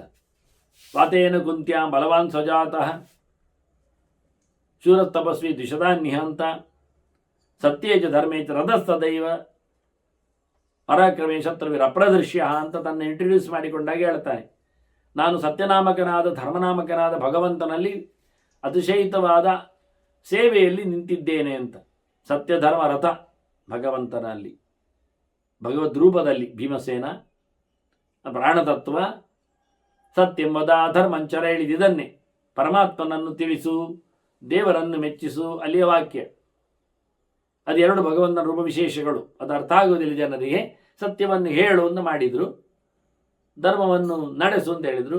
ವಾಸ್ತವವಾಗಿ ಅದಕ್ಕಿಂತ ಹೆಚ್ಚಿನ ಅರ್ಥ ಇದು ದೇವರ ಚಿಂತನೆ. ಸತ್ಯ ಸತ್ಯ ಪರಾಕ್ರಮ ಧರ್ಮೋ ಧರ್ಮವಿದುತ್ತಮ ಅಂತ ಭಗವಂತನ ಸಾವಿರ ರೂಪಗಳಲ್ಲಿ ಒಂದೊಂದು ಹೆಸರುಗಳದು. ಅಂತ ವಾಯುತತ್ವಕ್ಕೆ ಕೊಟ್ಟ, ವಾಯುತತ್ವದಿಂದ ಅದು ಮುಂದೆ ಬೆಳೆಯಿತು, ಅದು ವಿಗಸಾಶಿಗಳಿಗೆ ಬಂತು. ಇವರೊಂದು ಪಂಗಡ ವಿಗಸಾಶಿಗಳು ಅಂದರೆ ಹೋಮ ಹವನದ ನಂತರದಲ್ಲಿ ಉಳಿದ ವಸ್ತುಗಳನ್ನು ತಿಂದು ಬದುಕುವವರು. ಯಜ್ಞಶಿಷ್ಟಾಸಿನಸ್ತಂತಹ ಅಂತ ಕೃಷ್ಣ ಹೇಳಿದ ಹಾಗೆ ಯಜ್ಞಶೇಷ ಅಲ್ಲದೆ ಏನನ್ನೂ ತಿನ್ನುವುದಿಲ್ಲ ಅವರು. ಒಂದೋ ಅತಿಥಿಗಳಿಗೆ ಕೊಟ್ಟು, ಒಂದೋ ಹೋಮದಲ್ಲಿ ಬಳಸಿಯೋ, ಒಂದೋ ಪಿತ್ರಾರಾಧನೆಯಲ್ಲಿ ನಡೆಸಿಯೋ, ಒಂದೋ ಭೂತಗಳಿಗೆ ಹಂಚಿಯೋ, ಭೂತಗಳಿಂದ ಪ್ರಾಣಿಗಳು, ಪ್ರಾಣಿ ಬಲಿ, ಒಂದು ಗುರುಗಳಿಗೆಲ್ಲ ಕೊಟ್ಟು, ಹಿರಿಯರಿಗೆಲ್ಲ ಊಟ ಮಾಡಿಸಿಯೋ, ಭೃತ್ಯಾತಿಥಿ ಪುರಸರನಾಗಿಯೋ, ಏನೇ ಆಗಲಿ ಯಾವುದೇ ಪ್ರಕಾರದಲ್ಲಿಯೂ ಮಾಡಿ ತಾನು ಮಾತ್ರ ತಿನ್ನದೆ ಮೊದಲು ಎಲ್ಲರಿಗೂ ಕೊಟ್ಟು ತಿನ್ನುವವ ಶೇಷ ಭಕ್ಷಕ. ಇವ ಉಳಿದದ್ದು ತಿನ್ನುವುದು. ಅದನ್ನು ಮಡೆ ಅಂತ ಮಾತಾಡಲಿಕ್ಕೆ ಇಲ್ಲ, ಇಲ್ಲಿ ಉಚ್ಚಿಷ್ಟ ಅಂತ ಹೇಳಲಿಕ್ಕೆ ಕ್ರಮ ಇಲ್ಲ. ಯಜ್ಞ ಅಂತೇಳಿ ಅವನು ಅದನ್ನು ಸಂಕಲ್ಪಿಸಿಕೊಂಡದ್ರಿಂದ ಯಾರಿಗೆ ಕೊಟ್ಟರು ಅವರೊಳಗಿರತಕ್ಕಂಥ ಭಗವಂತನಿಗೆ ಪ್ರೀತಿಯಾಗಲಿ ಅಂತ ಕೊಡುವ ಮೂಲಕ ಅದು ಯಜ್ಞಶೇಷ ಆಗ್ತದೆ. ಈಗ ಅವನಿಗೆ ರಂತಿದೇವ ಮಾಡಿದ್ದೆ ಹಾಗೆ ಅಲ್ಲವ, ತಾನು ಕುಡಿಲಿಕ್ಕೆ ಇಟ್ಟುಕೊಂಡಿದ್ದಾನೆ, ತಿನ್ಲಿಕ್ಕೆ ಇಟ್ಟುಕೊಂಡಿದ್ದಾನೆ, ಅತ್ಯಂತ ಅಸಂಸ್ಕೃತನಾದವ ಬಂದು ನಾಯಿ ಸಮೇತ ಕೇಳ್ತಾ ಇದ್ದಾನೆ, ಕೊಟ್ಟು ಬಿಟ್ಟಿದ್ದಾನವ. ಅವ್ರಿಗೆ ಕೊಟ್ಟ ನಂತರ ಉಳಿದದೊಂದು ತಿನ್ಲಿಕ್ಕೆ ಅಂತ ಹೊರಟು ಬಿಟ್ಟವ, ಕೊನೆಗೆ ಏನು ಉಳಿಲಿಲ್ಲ ಎನ್ನುವುದು ವಿಷಯ ಬೇರೆ ಅವನಿಗೆ. ಆದ್ದರಿಂದ ಶುನಿಗೈವ ಶ್ವಪಾಕೇಚ ಪಂಡಿತ ಸಮದರ್ಶಿನಃ ಅಂತ ಹೇಳಿ ಸರ್ವತ್ರ ಭಗವಂತನ ಚಿಂತನೆಯನ್ನು ಮಾಡಿ ಅದರಿಂದ ಧರ್ಮಕ್ಕಷ್ಟೇ ಹೇಳಿದ್ದಾನೆಲ್ಲ. ಅಯ್ಯ ಹೇಳಲಿಕ್ಕೆ ಆಗ್ತದೆ ಅಷ್ಟೇ ಹೊರತು ಮತ್ತೆಂತ ಆಗುವುದಿಲ್ಲ ಅಂತ. ಹಾಗೆ ಮಾಡಿಕೊಂಡು ಬದುಕುವವರು ವಿಗಸಾಶಿಗಳು ಅವರಿಗೆ ಕೊಟ್ಟ, ಅವರು ನಿಜವಾಗಿ ಯೋಗ್ಯರು ಅಂತ. ಅವರು ಸಮುದ್ರಕ್ಕೆ ಹೇಳಿಕೊಟ್ರು ವರುಣನಿಗೆ, ಅಲ್ಲಿಂದ ಅದು ಮತ್ತೆ ಪುನಃ ಕಾಣ್ಮರೆ ಆಯಿತು, ನೀರು ಪಾಲಾಯಿತು ಹೇಳಿಕೊಂಡ ಹಾಗೆ. ಮತ್ತೆ ಪುನಃ ಇವ ಕಿವಿಯಿಂದ ಹುಟ್ಟಿ ಬಂದ ಬ್ರಹ್ಮ ಶ್ರೋತ್ರಜನಾದ. ಆಗ ಮತ್ತೆ ಪುನಃ ನಾರಾಯಣ ಹೇಳಿದ, ಧರ್ಮಂಚ ಮತ್ತೋ ಗೃಹೇಶ ಸಾತ್ವದ ನಾಮನಾಮತಃ ಅಂತ ಹೇಳಿ ಸಾತ್ವದ ಧರ್ಮದ ಹೆಸರು ಒಂದು ಕೇವಲ ಪರಿಶುದ್ಧವಾದ ಸತ್ವ ಧರ್ಮ. ಇದು ನಿರ್ದುಷ್ಟವಾದ ಸತ್ವ, ಚೂರು ರಾಜಸ ತಾಮಸಗಳಿಗೆ ಅಂಟಿಕೊಳ್ಳದಂತಹ ಧರ್ಮ ಇದು. ಅದರಿಂದ ಸಾತ್ವದ ಧರ್ಮವನ್ನು ಮತ್ತೆ ನಾರಾಯಣ ಬ್ರಹ್ಮನಿಗೆ ಶ್ರೋತ್ರಜನಿಗೆ ಕೊಟ್ಟ. ಅವನಿಗೆ ಹೇಳಿದ, ನೀನು ಈ ಧರ್ಮದ ನೆಲೆಯಲ್ಲಿ ಲೋಕವನ್ನು ನೋಡು, ಮುಂದುವರಿಸು ಅಂತ. ಅವನು ಹೇಳುವಾಗಲೇ ಸರಹಸ್ಯಂ ಸಸಂಗ್ರಹಂ ಅದರ ಪೂರ್ತಿ ಆಚೆ ಈಚಿನ ಕಥೆಗಳನ್ನೆಲ್ಲ ಹೇಳಿಬಿಟ್ಟಿದ್ದಾನೆ. ಸಾರಣ್ಯಗಂ ಎಲ್ಲ ವೇದಗಳ ಭಾಗಗಳನ್ನೆಲ್ಲ ಅವನಿಗೆ ತಿಳಿಸಿಕೊಟ್ಟು ಕಳಿಸಿದ್ದಾನೆ. ಸೃಜ ಪ್ರಜಾಹ ತತ ಸರ್ವಾಹ, ಸೃಜ ಪ್ರಜಾಹ ಪುತ್ರ ಸರ್ವಾಹ. ಎಂಥದ್ದು? ಮುಖತಃ ಪಾದತಸ್ತತ. ನೀನು ನಿನ್ನ ಮೋರೆಯಿಂದ ಕಾಲಿನಿಂದ ಎಲ್ಲೆಡೆ ಇದ್ದನು, ಮೋರೆಯಿಂದ ಹಿಡಿದು ಕಾಲಿನವರೆಗೆ, ಕಾಲಿನಿಂದ ಹಿಡಿದು ಮೋರೆಯವರೆಗೆ ಯಾವ ಅವಯವಗಳಿಂದಲೂ ಸಹ ನೀನು ಪ್ರಜೆಗಳನ್ನು ಸೃಷ್ಟಿ ಮಾಡು, ಈ ಧರ್ಮವನ್ನು ಅವಲಂಬಿಸಿಕೋ, ಇದರ ಮೇಲೆ ನೀನು ಕೆಲಸ ಮಾಡಲಿಕ್ಕುಂಟು. ನಾನು ನಿನಗೆ ಒಳ್ಳೆಯದಾಗುವಂತೆ ಹಾರೈಸಿದ್ದೇನೆ. ವಿಧಾಸ್ಯಾಮಿ ಬಲಂ ತೇಜಶ್ಚ ಶ್ರೇಯಸ್ತವ ವಿಧಾಸ್ಯಾಮಿ ಬಲಂ ತೇಜಶ್ಚ ಸುವ್ರತ. ಒಳ್ಳೆ ಕೆಲಸ ಮಾಡಿದ್ರೆ ಸುವ್ರತ, ಅದು ಮತ್ತೆ ಕ್ರಿಯಾಪದವಿ ಇದ್ದಾಗೆ. ನೀನು ವ್ರತವನ್ನು ಮಾಡು ಅಂದ, ಸುವ್ರತ ಅಂತ. ವ್ರತತು ಇದ್ದಾಗೆ ಸುವ್ರತ ಅಂತ ಮಧ್ಯಮ ಪುರುಷ ಏಕವಚನ ಆಗುವುದು. ಸುಂದರವಾಗಿ ಚೆನ್ನಾಗಿ ನೀನು ವ್ರತ ಧರ್ಮವನ್ನು ನಡೆಸಿಕೊ. ವರತ ಇದ್ದಾಗೆ ಆವರಿಸು ಅಥವಾ ಪುಣ್ಯವರಣೆ ಸ್ವೀಕರಿಸು. ನಿನಗೆ ಒಳ್ಳೆಯದಾಗಲಿ, ನಿನಗೆ ದೇವರು ಒಳ್ಳೆಯದು ಮಾಡ್ತಾನೆ, ನಾನೇ ಬಲವನ್ನು ಕೊಡ್ತೇನೆ, ಪ್ರಸಿದ್ಧಿಗೆ ತರ್ತೇನೆ, ಒಳ್ಳೆ ತೇಜಸ್ವಿಯಾಗಿರುವಂತ. ಹಾಗೆ ಚತುರ್ಮುಖನಿಗೆ ಇಷ್ಟೆಲ್ಲ ಆಶೀರ್ವಾದ ಮಾಡಿದ್ದಕ್ಕೆ ಉದ್ದಂಡ ನಮಸ್ಕಾರ ಮಾಡಿದ್ದೇನೆ. ತಥೋ ಬ್ರಹ್ಮ ನಮಶ್ಚಕ್ರೆ ದೇವಾಯ ಹರಿಮೇಧಸೆ. ಸಂಪೂರ್ಣವಾದಂಥ ಜ್ಞಾನ ಸಂಪನ್ನನಿಗೆ, ಭಗವಂತನಿಗೆ, ಶುದ್ಧವಾದ ಎಲ್ಲ ರೂಪವುಳ್ಳವನಿಗೆ, ಎಲ್ಲ ಪಾಪಗಳನ್ನು ಪರಿಹರಿಸುವವನಿಗೆ, ಭಗವಂತನಿಗೆ ನಮಸ್ಕಾರ ಮಾಡಿ ಅದನ್ನು ಸ್ವೀಕಾರ ಮಾಡಿ ಹಾಗೆ ಆ ಕೃತಯುಗ ಧರ್ಮವನ್ನು ಬೆಳೆಸಿದ್ದಾನೆ. ತಮ್ಮ ಕಾರ್ತಯುಗ ಧರ್ಮಾಣಂ ನಿರಾಶೀಹಿ ಕರ್ಮ ಸಂಹಿತಂ. ಯಾವುದೇ ಆಸೆ ಇಲ್ಲದೆ ಕರ್ಮವನ್ನು ಮಾಡುವ ಅದು ಧರ್ಮ, ಅದು ಕೃತಧರ್ಮ, ಕೃತಯುಗದ ಧರ್ಮ. ಅದು ನಡೆಸಿದ ದೇವರು ಹೊರಟ. ಜಗಾಮ ತಮಸಪ್ಪಾರಂ ಯತ್ರ ಅವ್ಯಕ್ತಂ ವ್ಯವಸ್ಥಿತಂ. ದೇವರು ಮತ್ತೆ ಉಪದೇಶ ಮಾಡಿದ ನಂತರ ಮತ್ತೆ ಉಂಟಲ್ಲ ಅವನ ಜಾಗ, ಕತ್ತಲಿನ ಆಚೆಗೆ. ಎಲ್ಲರೂ ಕತ್ತಲ ಕೋಣೆಗೆ ಹೋದರೆ ದೇವರು ಕತ್ತಲಿನ ಆಚೆಗೆ ಹೋಗುವುದು, ಅವ್ಯಕ್ತ ಸ್ಥಾನ ಅದು. ಅಲ್ಲಿ ನೆಲೆಗೊಂಡಿದ್ದಾನೆ ಭಗವಂತ. ಇವ ಸೃಷ್ಟಿಯನ್ನು ಮುಂದುವರಿಸಿದ, ನಡೆಸಿಕೊಟ್ಟ. ಕೃತಧರ್ಮ ಬೆಳೆಯಿತು, ಸಾತ್ವದ ಧರ್ಮ ಎಲ್ಲೆಡೆ ಪ್ರಚಾರ ಮಾಡಿದೆ. ಹಾಗಾಗಿ ಆ ರೀತಿಯಿಂದ ಭಗವಂತನ ಸೇವೆ ಮಾಡಿದ. ಪೂಜೆಯಾಮಾಸ ದೇವೇಶಂ ಹರಿಂ ನಾರಾಯಣಂ ಪ್ರಭು. ಪರಮಾತ್ಮನನ್ನು, ಸರ್ವೋತ್ತಮನನ್ನು ಬಹಳ ಚೆನ್ನಾಗಿ ಆರಾಧನೆ ಮಾಡಿದ್ದಾನೆ. ಅವನದನ್ನು ಸ್ವಾರೋಚಿಷನಿಗೆ ಕೊಟ್ಟಿದ್ದಾನೆ. ಸ್ವಾರೋಚಿಷ ಅವನ ಮಗ ಶಂಖಪದನಿಗೆ ಕೊಟ್ಟಿದ್ದಾನೆ. ಶಂಖಪದ ಮಗ ಅದು ತನ್ನ ಮಗನಿಗೆ ಸುಧರ್ಮನಿಗೆ ಕೊಟ್ಟಿದ್ದಾನೆ. ಹೀಗೆ ಅದು ಮುಂದೆ ಹೋಗ್ತಾ ತ್ರೇತಾಯುಗಕ್ಕೆ ಬಂದಾಗ ಅದು ಕಣ್ಮರೆ ಆಯಿತು, ಇಲ್ಲ ಆಯಿತು, ನಿಂತೋಯ್ತು. ಮತ್ತೆ ಪುನಃ ಚತುರ್ಮುಖ ಹುಟ್ಟಿದ್ದಾನಲ್ಲ, ಈಗ ಅವನೀಗ ಮೂಗಿನಿಂದ ಬಂದಿದ್ದಾನೆ, ನಾ ಸತ್ಯ ಅಂತ ಅನಿಸಿಕೊಂಡಿದ್ದಾನೆ. ಅವನಿಗೆ ಮತ್ತೆ ಹರಿಗೆ ಹೇಳಿಕೊಟ್ಟಿದ್ದಾನೆ ಈ ಧರ್ಮವನ್ನು. ಆ ಧರ್ಮವನ್ನು ಮತ್ತೆ ಚತುರ್ಮುಖ ತನ್ನ ಮಗನಿಗೆ, ಮಾನಸ ಪುತ್ರನಿಗೆ, ಸನತ್ ಕುಮಾರನಿಗೆ ಕೊಟ್ಟಿದ್ದಾನೆ. ಅವನನ್ನು ಸ್ಕಂದ ಅಂತ ಹೇಳ್ತಾರೆ, ಸುಬ್ರಹ್ಮಣ್ಯ ಮನ್ಮಥ. ಅವನದನ್ನು ವೀರಣ ಎನ್ನತಕ್ಕಂಥ ಪ್ರಜಾಪತಿ ಕೊಟ್ಟಿದ್ದಾನೆ. ವೀರಣ ಪ್ರಜಾಪತಿ ರೈಬ್ಯ ಎನ್ನತಕ್ಕಂಥ ಮುನಿಗೆ, ಋಷಿಗೆ ಕೊಟ್ಟಿದ್ದಾನೆ. ಅವನು ತನ್ನ ಮಗನಿಗೆ ಕುಕ್ಷಿಗೆ ಕೊಟ್ಟಿದ್ದಾನೆ. ಅಲ್ಲಿಂದ ಮತ್ತೆ ಪುನಃ ಈ ಧರ್ಮ ಕಣ್ಮರೆಯಾಗಿದೆ, ಇಲ್ಲ ಆಗಿದೆ, ನಿಂತು ಬಿಟ್ಟಿದೆ, ಮುಂದೆ ಹೋಗಲಿಲ್ಲ.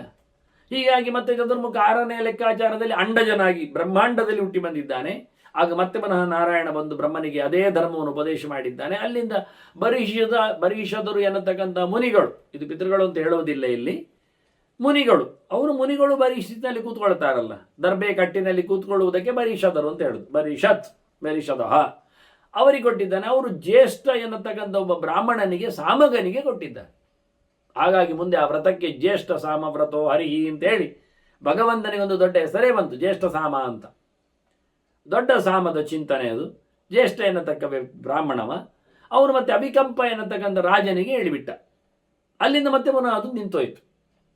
ಕೊನೆಗೆ 7ನೇ ಬಾರಿ ಹುಟ್ಟಿದ ಬ್ರಹ್ಮದೇವ ಪದ್ಮಜನಾಗಿ ನಾಭಿಕಮಲದಲ್ಲಿ ಹುಟ್ಟಿದವನಾಗಿದ್ದಾಗ ಅಲ್ಲಿ ಮತ್ತೆ ಪುನಃ ನಾರಾಯಣ ಬಂದು ಅವನಿಗೆ ಹೇಳಿಕೊಟ್ಟದ್ರಿಂದ ಬ್ರಹ್ಮ ತನ್ನ ಮಗನಿಗೆ, ಯಾರಿಗೆ, ದಕ್ಷನಿಗೆ ಹೇಳಿಬಿಟ್ಟ. ಅಂಗುಷ್ಟದಿಂದ ಬಂದವ ದಕ್ಷ ಇದ್ದಾನೆ. ಆ ದಕ್ಷ ತನ್ನ ದೊಡ್ಡ ಮಗಳು ಅದಿತಿಯಲ್ಲಿ ಹುಟ್ಟಿ ಬಂದ ಮಗನಿಗೆ, ಸೂರ್ಯನಿಗೆ, ಇವತ್ತು ನಾವು ಕಾಣುವ ಸೂರ್ಯ ವಿವಸ್ವಾನ್, ಅವನಿಗೆ ಹೇಳಿಬಿಟ್ಟ. ವಿವಸ್ವಾನ ತನ್ನ ಮಗನಿಗೆ ಕೊಟ್ಟ, ವೈವಸ್ವತನಿಗೆ, ಶ್ರಾದ್ದ ದೇವನಿಗೆ, ಇವತ್ತಿನ ಮನ್ವಂತರದ ಒಡೆಯನಿಗೆ ಕೊಟ್ಟ. ಅಲ್ಲಿಂದ ಅವನು ತನ್ನ ಮಗನಿಗೆ ಇಕ್ಷ್ವಾಕುವಿಗೆ ಕೊಟ್ಟ. ಈಗ ನಿಮಗೆ ಕತೆ ಗೊತ್ತಾಗಿರ್ಬೋದು. ಇಕ್ಷ್ವಾಕು ಸೂರ್ಯವಂಶದ ದೊರೆ. ಅವನಿಗೆ ಲೋಕಕ್ಕೆ ಇಂಟ್ರಡ್ಯೂಸ್ ಮಾಡಿದ, ಅಯೋಧ್ಯೆ ಅರಸನಾಗಿ ಬಂದವ. ಅಲ್ಲಿಂದ ರಾಮ ಬರುವಂಥ ಕಥೆಯಲ್ಲಿ ಈ ಬಂದ ಕಥೆಯನ್ನು ಕೃಷ್ಣ ಹೇಳಿದ್ದೀಗ ನೋಡಿ. ಈಗ ಬಂತು ನಿಮಗೆ ಕೃಷ್ಣನ ನೆನಪಾಯ್ತಾ? ನಾನು ಹೇಳ್ತೇನೆ, ಅವರು ಹೇಳಲಿಲ್ಲ. ಇಮಂ ವಿವಸ್ವತೆ ಯೋಗಂ ಪ್ರೋಕ್ತವಾನ್ ಅಹಮವೀಯಂ. ನಾನು ವಿವಸ್ವಂತನಿಗೆ ಹೇಳಿದ್ದೇನೆ. ವಿವಸ್ವಾನ್ ವನವೇ ಪ್ರಾಹ. ಅವನು ವೈವಸ್ವತನಿಗೆ ಹೇಳಿದ, ನಾನು ಸೂರ್ಯನಿಗೆ ಹೇಳಿದ್ದನ್ನು ಮನು ಇಕ್ಷ್ವಾಕವೇ ಬ್ರೇದ್, ಮನು ಇಕ್ಷ್ವಾಕು ಮಗನಿಗೆ ಕೊಟ್ಟ. ಇದನ್ನು ಕೃಷ್ಣ ಹೇಳಿದ. ಹೀಗೆ ಬಂದಿದೆ, ನಿನಗೆ ಮರೆತು ಹೋಗಿದೆ, ನನಗೆ ಗೊತ್ತುಂಟು ಅಂತ ಅರ್ಜುನನಿಗೆ ಹೇಳಿದ್ದ ನೆನಪಾಯ್ತು. ಈಗ ನೋಡಿ, ಇದು ಆ ನೈಷ್ಕರ್ಮ್ಯ ಕರ್ಮದ ಕಥೆಯ ಪರಂಪರೆ. ಗೀತೆಯಲ್ಲಿ ಒಂದು ಚೂರು ಕೊಂಡಿಯಲ್ಲಿ ಕಂಡಿದೆ. ಇದಕ್ಕೆ ಇಷ್ಟುದ್ದ ಕಥೆ ಹೇಳಬೇಕು, ಗೀತೆಗೆ ಹೇಗೆ ಬಂತು ಅಂತ ಹೇಳಲಿಕ್ಕೆ ಹಿಂದೆ ಭಾರತ ಓದಿದರೆ ಅರ್ಥ ಆಗ್ತದೆ. ಹೀಗೆ ಕೃಷ್ಣ ಹೇಳಿದ ಚಿಂತನೆ ಬಹಳ ಕಷ್ಟವಾದದ್ದು, ಮಾಡಲಿಕ್ಕೆ ತುಂಬ ಕಷ್ಟ ಉಂಟು, ಸುಲಭ ಅಲ್ಲ. ಮತ್ತೆ ಲೋಕದಲ್ಲಿ ಮತ್ತೆ ಅದು ಕಳೆದು ಹೋಗ್ತದೆ. ಗಮಿಷ್ಯ ದೀಕ್ಷಯಾಂತೆ ಚ ಪುನಃ ನಾರಾಯಣ ನೃಪ. ಮತ್ತೆ ಮನ ದೇವರಲ್ಲಿಗೆ ಹೋಗಿ ಸೇರ್ತದೆ. ಇದು ಕಡೆಯಾಗುವಾಗ ಕೊಡಿ ಆಗ್ತದೆ. ಈ ಮನೆ ಯಾರು ಮಾಡೋದಿಲ್ಲ, ಇದನ್ನು, ಇದು ನಿಂತು ಹೋಗ್ತದೆ. ಸುಲಭದ್ದಲ್ಲ. ನಿನಗೆ ಯತಿ ಧರ್ಮದ ಬಗ್ಗೆ ಎಲ್ಲ ನಾನು ಹರಿಗೀತೆಯಲ್ಲಿ ಹೇಳಿದ್ದೇನಲ್ಲ, ಹಾಗೆ ಯಾರು ಮಾಡುವವರು ಯಾರು? ಯತಿಗಳು ನಿಯತ್ತಿನಲ್ಲಿ ಇಲ್ಲ, ಮತ್ತೆಂಥದ್ದು ಯಾರು ಮಾಡಿ? ಎಲ್ಲ ಬಿಟ್ಟವರೇ ಎಲ್ಲವನ್ನು ಹಿಡಿದಿರುವಾಗ, ಎಲ್ಲವನ್ನು ಕಟ್ಟಿಕೊಂಡುವಾಗ ಮಾಡುವುದು ಎಲ್ಲಿ ಬರ್ತದೆ ಬಿಡುವ ಕತೆ ಅಂತಾನೆ. ಹೀಗೆ ನಾರದರಿಗೆ ನಾರಾಯಣನೇ ಹೇಳಿದ್ದು ಅತ್ಯಂತ ದುಷ್ಕರವಾದ ಧರ್ಮ ಇದು. ಧರ್ಮ ಜ್ಞಾನೇನ ಚ ಏತೇನ ಸುಪ್ರಯತ್ನೇನ ಸುಪ್ರಯುಕ್ತೇನ ಕರ್ಮಣ. ತುಂಬ ತೊಡಗಿಸಿಕೊಳ್ಳಿಕ್ಕುಂಟು, ಕಟ್ಟುನಿಟ್ಟಾದ ಕೆಲಸ ಮಾಡಲಿಕ್ಕಿದು. ಅಹಿಂಸಾ ಧರ್ಮಯುಕ್ತೇನ, ಉಪದ್ರ ಆಗಲಿಕ್ಕೇ ಇಲ್ಲ, ತೊಂದರೆ ಆಗದ ಕಥೆ ಇದು. ಆದ್ದರಿಂದ ಮಾತ್ರವೇ ದೇವರು ಖುಷಿ ಆಗುದು. ಪ್ರಿಯತೆ ಹರಿರೀಶ್ವರ, ಆಗ ದೇವರಿಗೆ ಭಾರಿ ಅರ್ಥ ಆಗ್ತದೆ. ನಿಮ್ಮ ಜ್ಞಾನದ ಮುಖ, ಕರ್ಮದ ತಂತ್ರ, ಅಲ್ಲ ಧರ್ಮದ ಆಚರಣೆ, ಇವೆಲ್ಲ ನೋಡಿದಾಗ ಅರಿವು ಬೇಕು, ಜೊತೆಯಲ್ಲಿ ಒಳ್ಳೆ ರೀತಿಯಲ್ಲಿ ಅದನ್ನು ತೊಡಗಿಸ್ಲಿಕ್ಕೂ ಬೇಕು. ಅದರಲ್ಲಿ ಯಾವುದೇ ರಿಫಂಡ್ ಮಾಡಲಿಕ್ಕೆ ಇರಬಾರ್ದು. ಇಂಥದ್ದಿದ್ದಾಗ ಭಗವಂತ ವಾಸುದೇವನಾಗಿ ಕಾಣ್ತಾನೆ. ಕೆಲವೊಮ್ಮೆ ವಾಸುದೇವನ ಜೊತೆಯಲ್ಲಿ ಸಂಘರ್ಷನಾಗಿ ಸಿಗ್ತಾನೆ. ವ್ಯೂಹ ರೂಪದಲ್ಲಿ ಸಂಘರ್ಷ ಜೊತೆಯಲ್ಲಿ ಪ್ರದ್ಯುಮ್ನಾಗಿ ಬರ್ತಾನೆ. ಅನಿರುದ್ಧ ರೂಪದಲ್ಲಿ ಕಾಣಿಸಿಕೊಳ್ತಾನೆ. ಕೆಲವರಿಗೆ 4, ಕೆಲವರಿಗೆ 3, ಕೆಲವರಿಗೆ 2, ಕೆಲವರಿಗೆ 1, ಅನೇಕ ವ್ಯೂಹ ರೂಪಗಳ ಯೋಜನೆಗಳ ಜೊತೆಯಲ್ಲಿ ಅತಿ ಹೆಚ್ಚಿನ ಜ್ಞಾನ ಪ್ರಖರತೆ ಇದ್ದಾಗ ವಾಸುದೇವ ರೂಪಗಳು, ತುಂಬ ಕ್ರಿಯಾಶೀಲವಾಗಿ ಬಂದಾಗ ಪ್ರದ್ಯುಮ್ನನ ವ್ಯವಸ್ಥೆಗಳು ಕೃತಿ ಪ್ರದ್ಯುಮ್ನಾಗಿ ಬರ್ತದೆ.